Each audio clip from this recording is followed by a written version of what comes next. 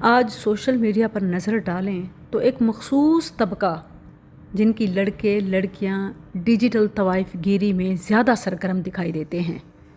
وجہ ان کے ہاں مذہبی جواز، جی ہاں ان کے ہاں تعلقات اور نکاح کو کنٹریکٹ یا عارضی رکھنا جائز ہے۔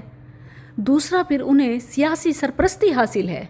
اوپر کے حلقے میں ان کے بڑے ان کے سروں پہ ہاتھ رکھے بیٹھے ہیں، کوئی مسئلہ ہو فوراً بچا لیتے ہیں یا ملک سے باہر بھجوا دیتے ہیں یا اندر ہی انہیں پس پردہ کر دیتے ہیں، گرفتار کہیں یا جو بھی۔ تو اس طبقے نے پوری سوسائٹی میں تباہی مچا رکھی ہے۔ کانٹریکٹ اور ہڈن خفیہ نکاح ان کے ہاں عام ہے۔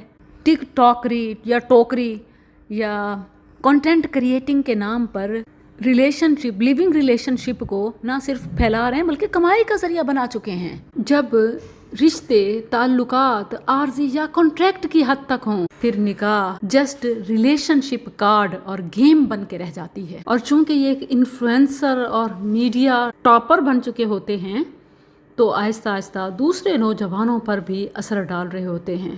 جو چیز پہلے صرف ایک خاص طبقے اور ان کے مذہبی جواز تک محدود تھی اب میڈیا کے ذریعے سے ریلیشن شپ کلچر میں بدل چکی ہے۔